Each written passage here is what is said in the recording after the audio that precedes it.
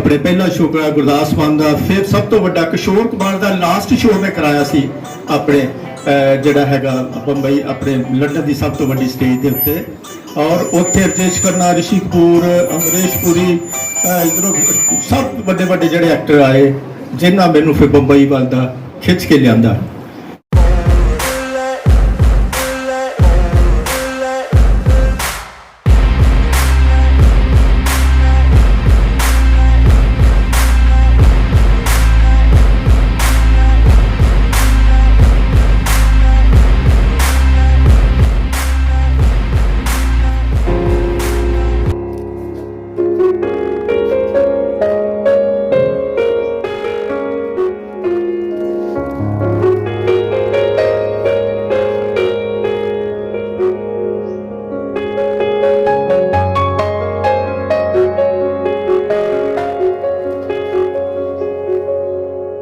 अपनी पुस्तक वेख्या शहर बंबई साढ़े 7 पंजाबी दुआबा 7 द्वारा लोकार्पण की। इस किताब विच इन्होंने अपनी जिंदगी के सारे उतराव चढ़ाव पेश किए ने। एक बार फिर तो उन्होंने बधाई दे रही हैं जी, बहुत बहुत मुबारकबाद।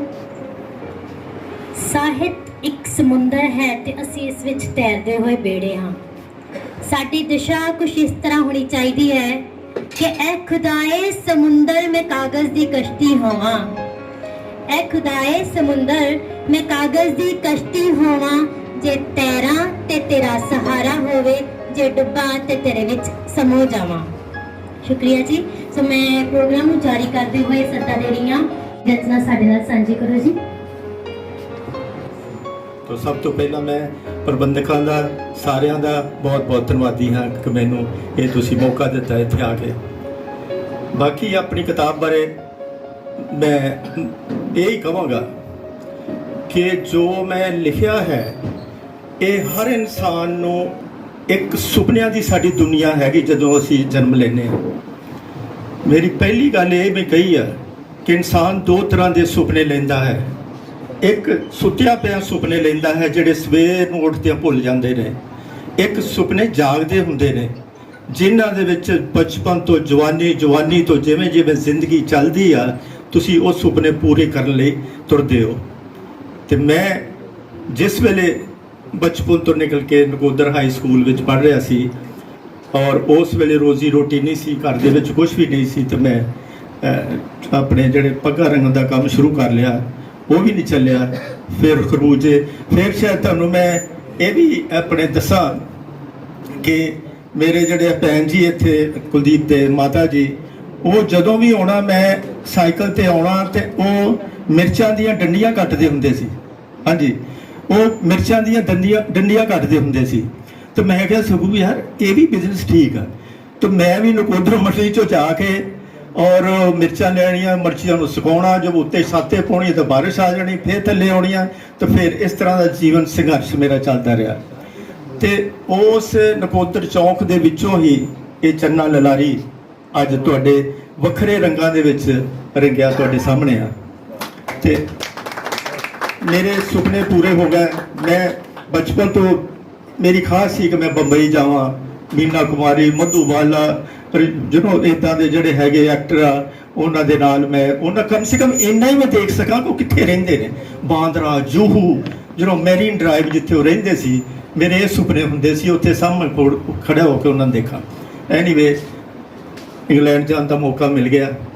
उत्थे जाके जो भी संघर्ष किया, बिल्डिंग लेबरी की, मैं कोई काम नहीं छड्डिया। अपने बस कंडक्टरी, बस ड्राइवर, पोस्टमैन, जो तुसी कहो कि मैं वो काम उत्थे कीता। तो मैनू सारे कहते तू इंग्लिश की एक कहावत है जैक ऑफ ऑल ट्रेड। मैं हर 6 महीने साल बाद जॉब बदलता रहिंदा सी। हाँ जी हाँ। तो एक दिन ऐसा ही आ गया, मैं डिलीवरी करदा सी किसी कंपनी दे विच, मैं सिर्फ उत्थे डिलीवरी मैन सी। तो मैं एक दुकान छोटी देखी जितों मैं लै ली और उत्थों ये जिहड़ा जाग लगा मेरे बिजनेस का। और उस जाग दे विच जिहड़ा हैगा मेरा फिर शौक, कहते हुंदे कि कीड़े हुंदे आ, कीड़े मरते नहीं गए, वो कीड़े सौ जाते जाग पेंदे, सौ जाते जागते। तो चलो 4 पैसे हथ आए तो कीड़ा फिर रिंगना शुरू कर दिता।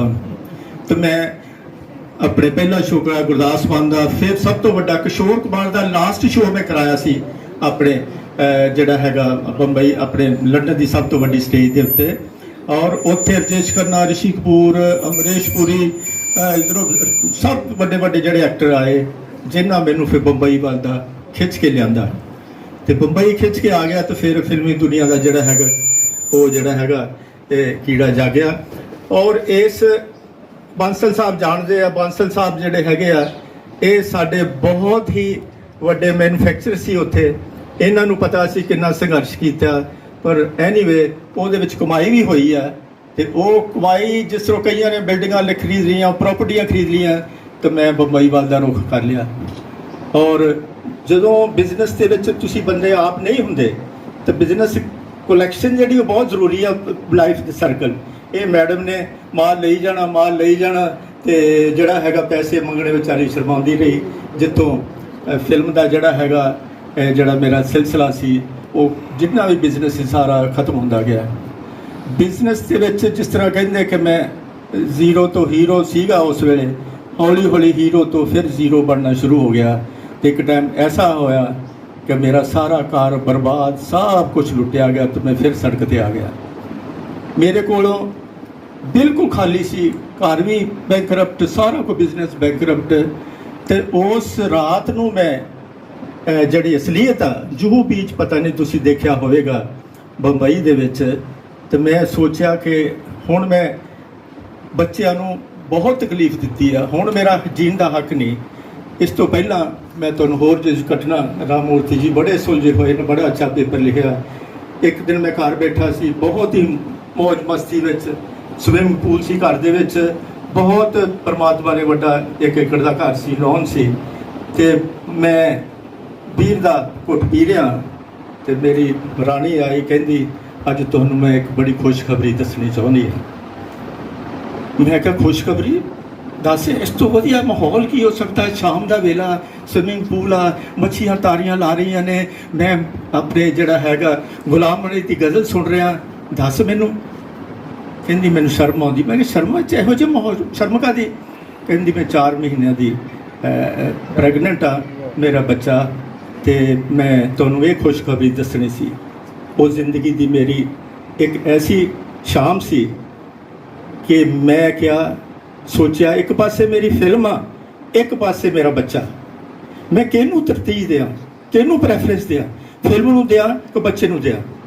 ਔਰ ਮੈਂ ਆਪਣੇ ਇਸ ਗਲਤੀ ਦੀ ਇਹ ਕਿ ਮੈਂ ਫਿਲਮ ਨੂੰ ਤਰਜੀਹ ਦੇ ਕੇ 4 ਮਹੀਨਿਆਂ ਦੇ ਪੇਟ ਵਿੱਚ ਪੜ ਰਹੇ ਬੱਚੇ ਨੂੰ ਕਤਲ ਕਰਵਾ ਦਿੱਤਾ।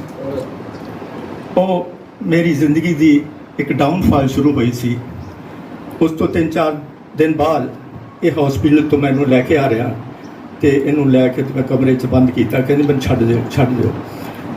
ਉਹ ਤੁਹਾਨੂੰ ਮੈਂ ਸੀਨ ਇਸ ਕਰਕੇ ਦੱਸ ਰਿਹਾ ਕਿ ਇੱਕ ਔਰਤ ਕਿੰਨੀ ਕੁਰਬਾਨੀ ਦੇ ਸਕਦੀ ਆ ਆਪਣੇ ਪਤੀ ਦੇ ਔਰ ਉਹਦੇ ਅਰਾਧਿਆਂ ਦੀ ਹੈ। ਔਰ ਜਦੋਂ ਉਹ ਘਰ ਆ ਕੇ ਕਹਿੰਦੀ ਮੈਨੂੰ ਛੱਡ ਦਿਓ, ਮੈਨੂੰ ਸਿਰਫ ਗਰਮ ਪਾਣੀ ਦੀ ਬੋਤਲ ਦੇ ਦਿਓ, ਤੇ ਮੈਨੂੰ ਹਾਂ, ਮੈਂ 3-4 ਘੰਟੇ ਬਾਅਦ ਦੇਖਿਆ ਵੇ ਉੱਠੀ ਹੈ ਤੇ ਮੈਂ ਕੋਲ ਗਿਆ। ਮੇਰਾ ਦੇਖ ਕੇ ਕੋਈ ਮੇਰੇ ਕੋਲ ਗੱਲ ਨਹੀਂ ਸੀ ਹੋ ਰਹੀ, ਤੇ ਮੇਰਾ ਇਹ ਮੇਰੀਆਂ ਫੜ ਕੇ ਮੈਨੂੰ ਗੱਲਾਂ ਤੋਂ ਕਹਿੰਦੀ ਤੁਸੀਂ ਦੱਸੋ ਮੇਰੇ ਕੋਲ ਤੁਸੀਂ ਇਹ ਗੁਨਾਹ ਕਿਉਂ ਕਰਵਾਇਆ, ਮੇਰੇ ਕੋਲ ਕਿਉਂ ਐਡਾ ਵੱਡਾ ਗੁਨਾਹ ਕਰਾਇਆ? ਕਿ ਫਿਲਮ ਨਾਲੋਂ ਤੁਹਾਨੂੰ ਬੱਚੇ ਨਾਲੋਂ ਫਿਲਮ ਜ਼ਿਆਦਾ ਸੀ? ਇਹ ਸਵਾਲ ਦਾ ਮੇਰੇ ਕੋਲ ਕੋਈ ਜਵਾਬ ਨਹੀਂ ਸੀ। ਮੈਂ ਅੱਖਾਂ ਦੇ ਵਿੱਚ ਅਥਰੂ ਲਿਆ ਕੇ ਦਰਵਾਜ਼ਾ ਬੰਦ ਕੀਤਾ ਤੇ ਬਾਹਰ ਨਿਕਲ ਗਿਆ।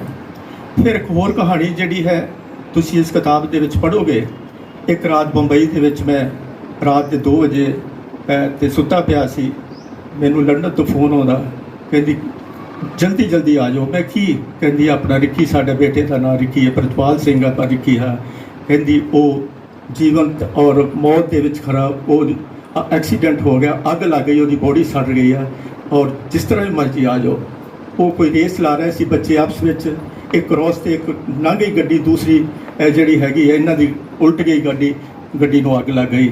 ਬੱਚੇ 4 ਸੀ ਉਹਦੇ ਵਿੱਚ, ਪਰ ਉਹ ਉਲਟੀ ਗੱਡੀ ਦੇ ਵਿੱਚ ਅੱਗ ਲੱਗੀ ਹੋਈ ਸੜ ਰਹੀ ਹੈ। ਲੱਕਲੀ ਉਹਦੇ ਸਾਹਮਣੇ ਇੱਕ ਫੈਕਟਰੀ ਸੀਗੀ, ਪੰਜ ਸਾਹਿਬ ਲੰਚ ਟਾਈਮ ਸੀ 1 ਵਜੇ। ਕਿਸੇ ਨੇ ਇੰਨਾ ਸਾਹਸ ਕੀਤਾ ਕਿ ਉਹਨਾਂ ਬੱਚਿਆਂ ਨੂੰ ਜਿਹੜੀ ਹੈਗਾ ਕੱਢ ਲਿਆ, ਔਰ ਉਹ ਬੱਚੇ ਸਾਡਾ ਬੱਚਾ ਜਿਹੜਾ 3 ਮਹੀਨੇ ਹਸਪੀਟਲ ਸਕਿਨ ਕਰਾਫਟ ਹੋਈ, ਦੂਸਰਾ ਬੱਚਾ 6 ਮਹੀਨੇ ਕੋਈ ਸਾਲ ਰਹਿ ਕੇ, ਲੇਕਿਨ ਸਾਰੇ ਬੱਚੇ ਬਚ ਗਏ। ਔਰ ਇਸ ਤਰ੍ਹਾਂ ਦੀਆਂ ਜਿਹੜੀਆਂ ਹੈ ਘਟਨਾਵਾਂ ਮੈਂ ਇਸ ਕਿਤਾਬ ਦੇ ਵਿੱਚ ਅਸਲੀਅਤ ਲਿਖੀਆਂ। ਤੇ ਗੱਲ ਮੈਂ ਉੱਥੇ ਹੀ ਮੁੜ ਕੇ ਆਉਣਾ ਜਹੂ ਬੀਚ ਦੀ ਉੱਤੇ, ਜਿਸ ਵੇਲੇ ਮੇਰਾ ਸਾਰਾ ਕੁਝ ਖਤਮ ਹੋ ਗਿਆ ਤੇ ਮੈਂ ਆਪਣੇ ਆਪ ਨੂੰ ਕਿਹਾ ਕਿ ਮੇਰਾ ਹੁਣ ਜੀਣ ਦਾ ਕੋਈ ਹੱਕ ਨਹੀਂ। ਤੇ ਸੂਰਜ ਡੁੱਬ ਰਿਹਾ ਸੀ, ਬਿਲਕੁਲ ਸੀ ਦੇ ਵਿੱਚ ਅੱਧਾ ਡੁੱਬਿਆ, ਤੇ ਮੈਂ ਸੋਚ ਰਿਹਾ ਸੀ ਕਿਵੇਂ ਮੈਂ ਕੀ ਕਰਾਂ ਇਸ ਵੇਲੇ। ਤੇ ਮੈਂ ਇੱਕ ਪੱਥਰ ਚੁੱਕ ਕੇ ਆਪਣੇ ਸਮੁੰਦਰ ਦੇ ਵਿੱਚ ਸਿੱਟਦਾ, ਉਹਦੀਆਂ ਛੱਲਾਂ ਬਾਹਰ ਆਉਂਦੀਆਂ। ਤੇ ਮੈਨੂੰ ਉਹ ਜਿਸ ਤਰ੍ਹਾਂ ਮਹਾਤਮਾ ਬੁੱਧ ਦੀ ਇੱਕ ਹੈਗੀ ਆ ਕਿ ਤੂੰ ਜੀਵਨ ਦੇ ਵਿੱਚ ਇੰਨੇ ਆਪਣੇ ਜੀਵਨ ਦੀ ਸਤਾਰ ਨੂੰ ਕੱਸ ਨਾ ਕਿ ਟੁੱਟਣੋਂ ਹਟ ਜਾਵੇ, ਤੇ ਇੰਨੀ ਢਿੱਲੀ ਵੀ ਨਾ ਛੱਡ ਕਿ ਵੱਜਣੋਂ ਬੰਦ ਹੋ ਜਾਵੇ। ਮੈਂ ਇਹ ਸੋਚਿਆ, ਸਗੂ ਤੂੰ ਕਿਉਂ ਇੰਨਾ ਥੱਲੇ ਚਲਾ ਗਿਆ ਕਿ ਤੂੰ ਆਪਣੇ ਮੌਤ ਨੂੰ ਆਪਣੇ ਗਲੇ ਲਗਾਉਣ ਲੱਗਾ? ਤੇਰੇ ਵਿੱਚ ਹੈ, ਤੇਰਾ ਪੈਸਾ ਗਿਆ ਹੈ, ਤੂੰ ਨਹੀਂ ਗਿਆ। ਤੇਰਾ ਪੈਸਾ ਮਰਿਆ ਹੈ। ਸਗੂ ਜਿਹੜਾ ਹੈਗਾ ਗੁਰਚਰਨ ਸਗੂ, ਇਹ ਪ੍ਰੋਡਿਊਸਰ ਮਰਿਆ ਹੈ, ਸਗੂ ਜ਼ਿੰਦਾ ਹੈ। ਜੇ ਗੁਰਚਰਨ ਸਗੂ ਜ਼ਿੰਦਾ ਹੈ, ਤੂੰ ਫਿਰ ਦੁਬਾਰਾ ਉੱਠ। ਅੱਜ ਦੇਖ ਤੈਨੂੰ ਮੈਂ ਕਹਿਣਾ ਹਾਂ, ਅੱਜ ਇਹ ਸੂਰਜ ਡੁੱਬ ਗਿਆ ਇੱਥੇ, ਅੱਜ ਇਹ ਸੂਰਜ ਇਸੇ ਵੇਲੇ ਹੀ ਜਾਪਾਨ ਕੋਰੀਆ ਦੇ ਵਿੱਚ ਚੜ੍ਹ ਰਿਹਾ ਹੋਏਗਾ। ਉੱਥੇ ਬੱਚੇ ਆਪਣੇ ਬੈੱਡ 'ਚੋਂ ਉੱਠ ਰਹੇ ਹੋਣਗੇ, ਨਵੇਂ ਕੱਪੜੇ ਪਾ ਰਹੇ ਹੋਣਗੇ, ਸਕੂਲ ਜਾਣ ਦੀ ਤਿਆਰੀ ਕਰ ਰਹੇ ਹੋਣਗੇ। ਉਹਨਾਂ ਨੇ ਦਿਨ ਦੇ ਸੁਪਨੇ ਲੈਣੇ ਆ, ਉਹਨਾਂ ਜ਼ਿੰਦਗੀ ਆਪਣੀ ਨਵੀਂ ਬਣਾਉਣੀ ਆ। ਤੇਰੀ ਤੂੰ ਮਰਿਆ ਨਹੀਂ ਅਜੇ, ਉਹਨਾਂ ਬੱਚਿਆਂ ਨੂੰ ਫਿਰ ਦੁਬਾਰਾ ਸੁਪਨਾ ਲੈ। ਔਰ ਉਸ ਵੇਲੇ ਮੈਂ ਨਕੋਦਰ ਇੱਕ ਘਰ ਬਣਾਇਆ ਸੀ ਜਿਸ 'ਚੋਂ 10,000 ਰੁਪਈਆ ਬਚ ਗਿਆ ਸੀ। ਉਹ ਮੇਰੇ ਦੋਸਤ ਜਿਹਦਾ ਮੈਂ ਜ਼ਿਕਰ ਕੀਤਾ ਵਿਦਿਆ ਭੂਸ਼ਣ ਸਹਿਦੇਵ, ਇਸ ਨੂੰ ਮੈਂ ਦੇ ਗਿਆ ਸੀ ਉਹ 10,000 ਰੁਪਈਆ ਜਿਹੜਾ ਜਮ੍ਹਾਂ ਕੀਤਾ। ਔਰ ਉਹ ਜਦ ਮੈਂ ਪੁੱਛਿਆ ਭੂਸ਼ਣ ਨੂੰ ਕਿੰਨੇ ਪੈਸੇ, ਕਹਿੰਦਾ 50,000 ਬਣਿਆ। ਮੈਂ ਕਿਹਾ ਮੈਂ ਨਕੋਦਰ ਆ ਰਿਹਾ, ਮੈਂ ਉਸੇ ਚੌਂਕ ਵਿੱਚ ਨਕੋਦਰ ਜਾਂਦਾ, ਇਹਨੂੰ ਮੱਥਾ ਟੇਕਦਾ ਉਹਨੂੰ, ਇਹ ਮੈਨੂੰ 50,000 ਰੁਪਈਆ ਬੈਂਕ ਵਿੱਚੋਂ ਮੇਰੀ ਜੇਬ ਦਿੰਦਾ। ਉਹ ਮੈਂ ਦੂਸਰੇ ਦਿਨ ਦਿੱਲੀ ਜਾਣਾ, ਦਿੱਲੀ ਤੋਂ ਫਿਰ ਮੈਂ ਆਪਣਾ ਜੋ ਸਟੇਸ਼ਨ 'ਤੇ ਉਤਰਦਾ, ਮੇਰੇ ਲਈ ਉਹ 50,000 ਰੁਪਈਆ 50 ਕਰੋੜ ਤੋਂ ਵੀ ਵੱਧ ਸੀ ਕਿ ਮੈਂ ਜ਼ਿੰਦਗੀ ਦੇ ਵਿੱਚ ਇਹ 50,000 ਰੁਪਈਆ ਮੈਂ ਇਹ ਇੱਕ ਮੇਰੀ ਦੌਲਤ ਹੈ ਜਿੱਥੇ ਮੈਂ ਦੁਬਾਰਾ ਕੰਮ ਸ਼ੁਰੂ ਕਰਨਾ ਸੀ।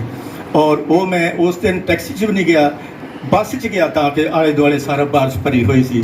ਦੂਸਰੇ ਦਿਨ ਮੈਂ ਫਿਰ ਬੰਬਈ ਗਿਆ, ਉਸ 50,000 ਦਾ ਜਿਹੜਾ ਹੈ ਮੈਂ ਸਮਾਨ ਖਰੀਦਿਆ। ਮੇਰੀ ਇੱਕ ਗੱਲ ਸੀ, ਜਿਸ ਵੇਲੇ ਮੈਂ ਫਿਲਮਾਂ ਦਾ ਇਹ ਸ਼ੂਟਿੰਗ ਕਰਨ ਆਪਣੇ ਚੈੱਕ ਆਉਂਦਾ ਸੀ ਤੇ ਮੈਂ ਖੜਾ ਨਹੀਂ ਸੀ, ਮੈਂ ਹਰ ਫੈਕਟਰੀਆਂ ਦੇ ਵਿੱਚ ਜਗ੍ਹਾ ਜਗ੍ਹਾ ਜਾ ਕੇ ਆਪਣੇ ਮਤਲਬ ਦੀਆਂ ਆਪਣੀ ਜਿਹੜੀਆਂ ਹੈਗੀਆਂ ਸੀ ਫੈਕਟਰੀਆਂ ਦੀ ਜੀ ਇੱਕ YouTube ਚੈਨਲ ਜੋ ਆਪਾਂ ਲਾਈਵ ਇੱਥੇ ਸਾਰਾ ਸਰ ਨੇ ਆਪਾਂ ਨੂੰ ਕੀਤਾ ਹੈ, ਉਸ ਚੈਨਲ ਨੂੰ ਸਬਸਕ੍ਰਾਈਬ ਜ਼ਰੂਰ ਕਰ ਲਿਓ, ਸ਼ਾਹਕੋਟ ਸਿਟੀ।